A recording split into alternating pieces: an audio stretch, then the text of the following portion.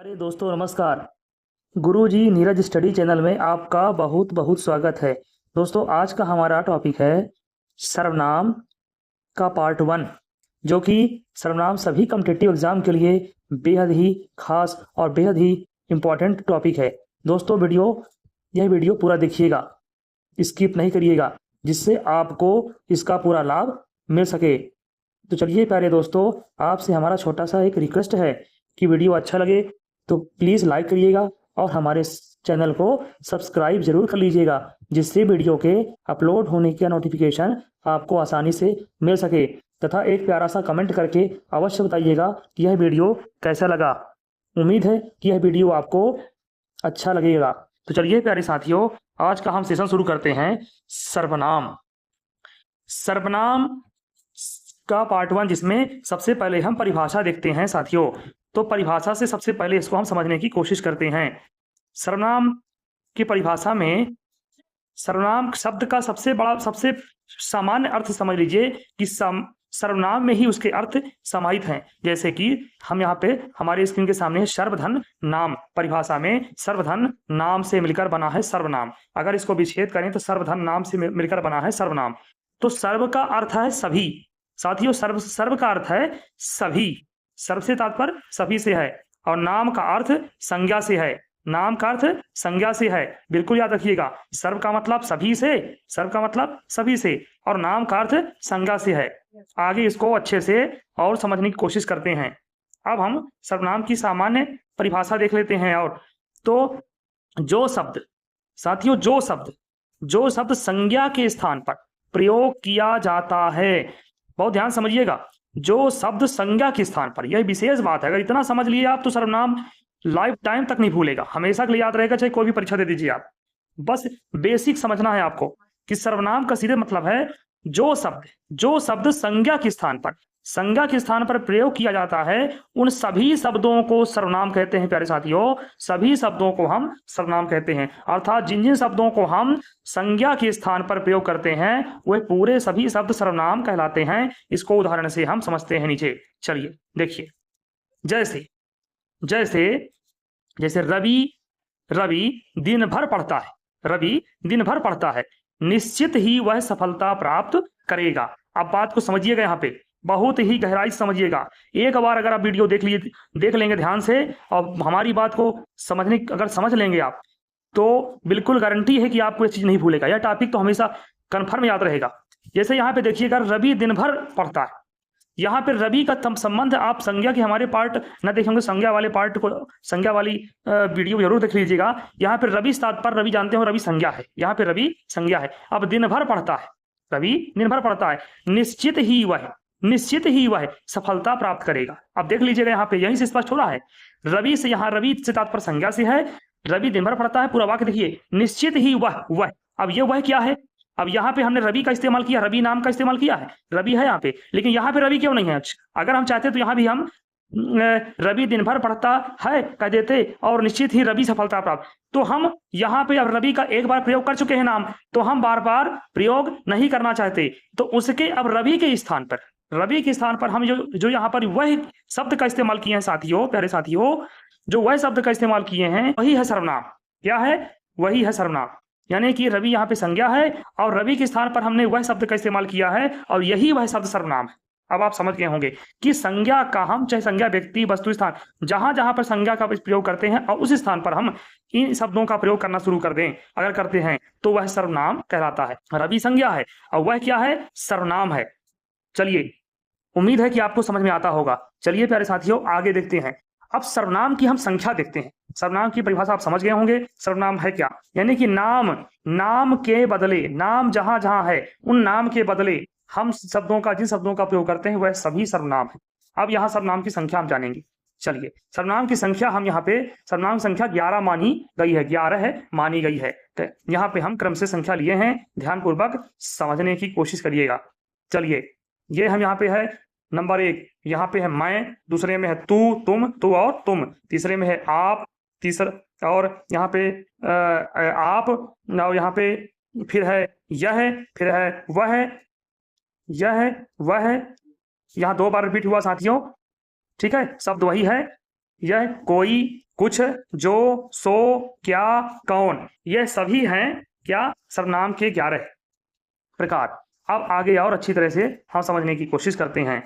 तो यहाँ पर 11 सर्वनाम को मूलभूत सर्वनाम कहते हैं या मौलिक सर्वनाम भी कहते हैं। ध्यान समझिएगा, मूलभूत या मौलिक या प्राथमिक भी कहते हैं। ध्यान रखिएगा, इसको क्या कहते हैं? मौलिक भी कहते हैं, मूलभूत भी कहते हैं और प्राथमिक भी कहते हैं। तो सर्वनाम से बनने वाले सर्वनाम यौगिक सर्वनाम कहलाते हैं, यानी कि मूलभूत और यौगिक सर्वनाम से। कौन कौन से? मूलभूत और यौगिक सर्वनाम से बनने वाले सर्वनाम यौगिक सर्वनाम कहलाते हैं। चलिए आगे देखते हैं। जैसे उदाहरण समझने की कोशिश करते हैं। जैसे मैंने, तुम्हारा, ये, वे, उसका, जिसका, ये सभी मौलिक सर्वनाम हैं। अगर हमने मैंने कहा कि तुम्हारा कहा, ये कहा, वे कहा, उसका कहा, जिसका कहा, ये सभी मौलिक सर्वनाम हैं। सर्वनाम के भेद या प्रकार समझने की कोशिश करते हैं। सर्वनाम के भेद या प्रकार 6 होते हैं। इस बात को बिल्कुल ध्यान में रखिएगा। सर्वनाम के भेद या प्रकार कुल 6 होते हैं। चलिए आगे हम समझने की कोशिश करते हैं। हम पहले सर्वनाम के भेद की हम बात करते हैं। यहाँ पे सबसे पहला भेद है पुरुषवाचक सर्वनाम। पुरुषवाचक सर्वनाम है, इसके 3 भेद हैं साथियों, इसके 3 भेद हैं। पुरुषवाचक सर्वनाम के कितने भेद हैं? 3 भेद हैं। पहला उत्तम, दूसरा मध्यम, तीसरा अन्य। यानी उत्तम पुरुष, मध्यम तात्पर्य मध्यम पुरुष और अन्य पुरुष। उत्तम मतलब मैं, मध्यम माने तू और अन्य माने यह और वह। चलिए और आगे देखते हैं। अब पुरुषवाचक सर्वनाम के बाद अब दूसरा है प्यारे साथियों निश्चयवाचक सर्वनाम। निश्चय क्या है? यह और वह। जब यह की बात आती है, यह पेन है, यह पेंसिल है, यह पुस्तक है, मतलब यह करके जब हम बोलते हैं सेंटेंस, कोई भी वाक्य बोलते हैं, तो इसका मतलब निश्चितता रहती है, मतलब फिक्स है कि वो वही चीज है। यह और वह दोनों, यह मतलब पास के लिए और वह माने दूर के लिए। पर अगर यह और वह शब्द के साथ हम वाक्य को बोलते हैं तो उसमें ही निश्चितता की बात आती है और वह निश्चयवाचक सर्वनाम के अंतर्गत आता है। चलिए आगे देखते हैं अनिश्चयवाचक। अनिश्चय शब्द से ही अर्थ स्पष्ट हो रहा है कि जिसकी कोई निश्चितता ना हो, मतलब संशय बना हुआ हो, यानी कि संभावना हो। जैसे कोई आदमी खड़ा है, अब कुछ लोग खड़े हैं, अब कुछ लोग खड़े हैं, कुछ है ना, कुछ लोग खड़े हैं, है ना। कोई कह रहा है, तो कोई कह रहा है तो कोई नाम तो नहीं है, यहाँ पे कोई की बात है, यानी कि संभावित है, फिक्स नहीं है यहाँ पर। और कुछ का मतलब यहाँ पे कोई निश्चित संख्या नहीं है, इसलिए इसको कहा गया अनिश्चयवाचक सर्वनाम। उम्मीद है आपको समझ में आता होगा। चलिए आगे देखते हैं।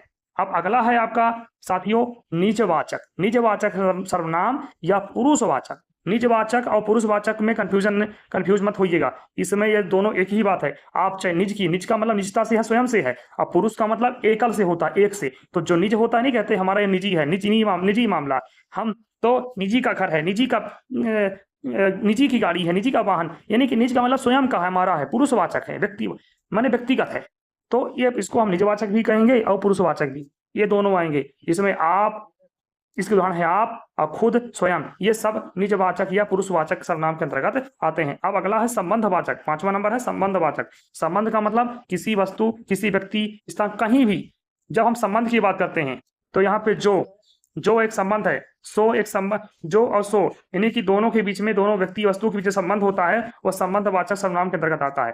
फिर अगला है 6वां देखते हैं प्रश्नवाचक। प्रश्नवाचक में क्या है? जब प्रश्न जहां हो, जहां पे प्रश्न किया गया हो, प्रश्न की बात हो, तो जहां पे जैसे क्या, कौन, कैसे, ये सारे प्रश्नवाचक शब्द हैं। ऐसे शब्दों को हम प्रश्नवाचक श्रेणी के प्रश्नवाचक सर्वनाम के अंतर्गत रखते हैं।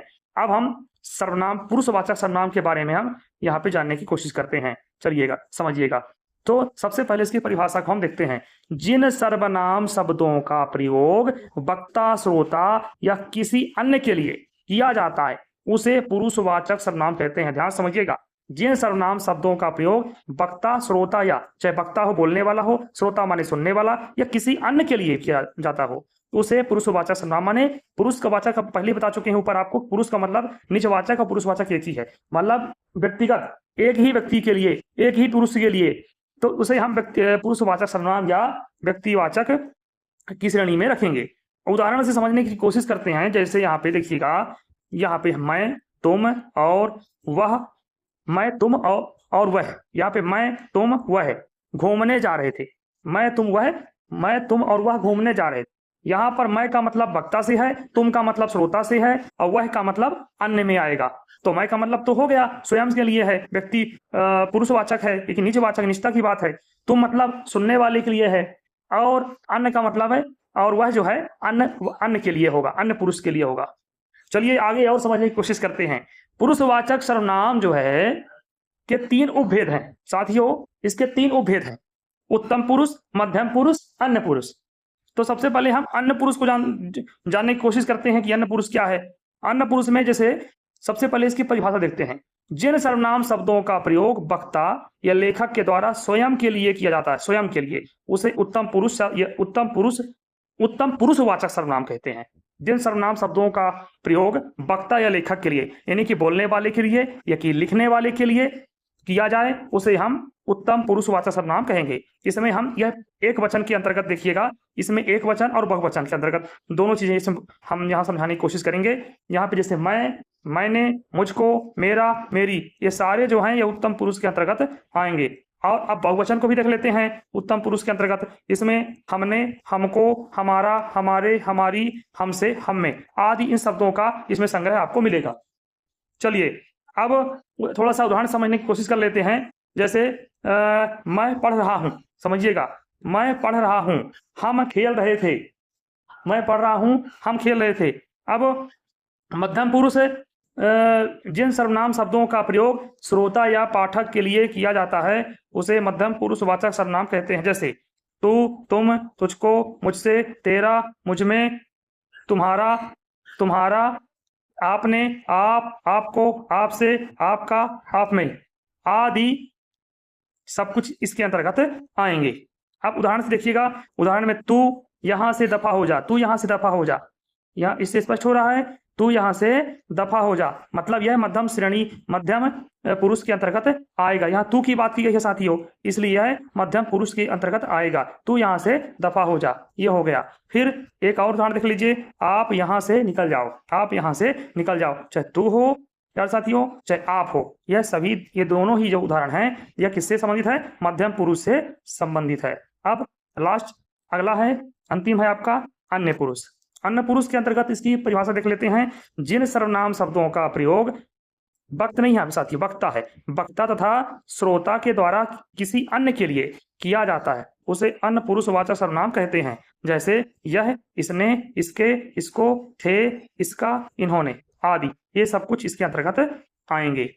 तो वह और वह, उसको, उससे, उसका, उसे, उन्होंने आदि सब कुछ इस श्रेणी के इसके अंतर्गत आएंगे।